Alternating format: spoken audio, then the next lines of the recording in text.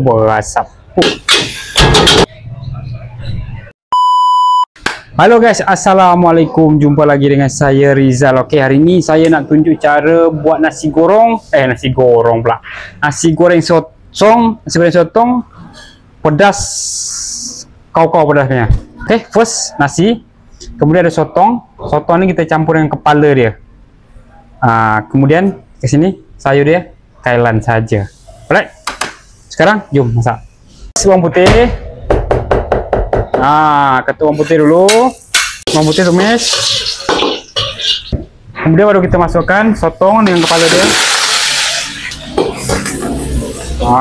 Itu dia guys. Kemudian kita tumis dulu.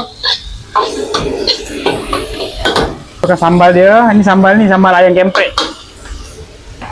Pedasnya. Oke, kemudian kita masukkan telur 2 biji yang kita dah basuh. Kemudian kita gaul.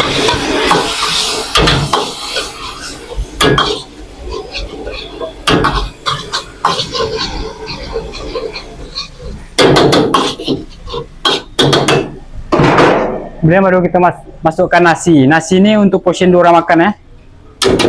Untuk perasa dia kita taruh chicken stock.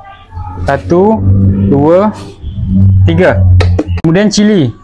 Kita nak buat nasi goreng sotong cili pedas.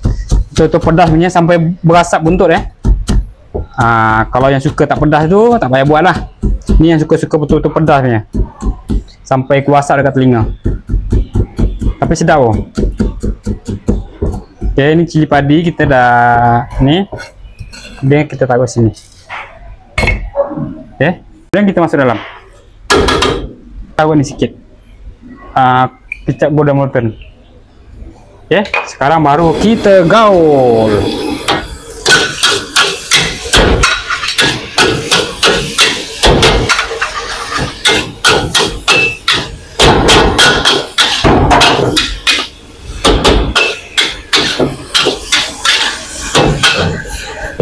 Kita goreng sampai dia garing ya.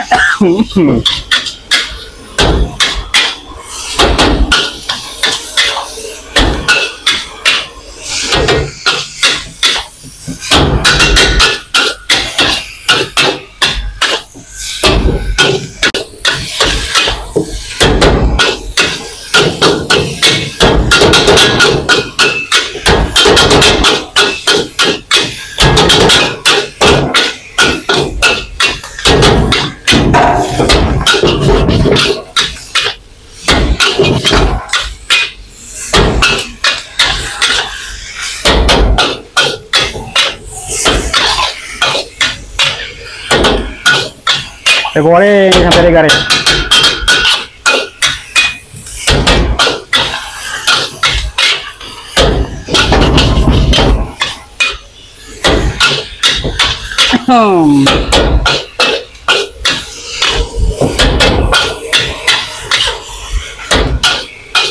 Oke.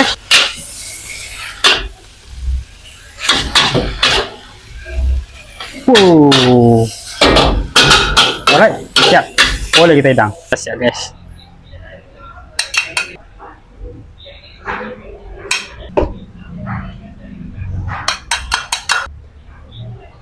Oke guys, akhir sekali kita tabur ni bawang goreng dan bawang.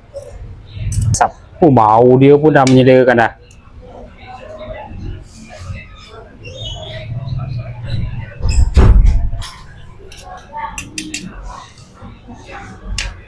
Oke guys, selamat cuba. Jangan lupa follow, like, komen, subscribe, and share. Assalamualaikum.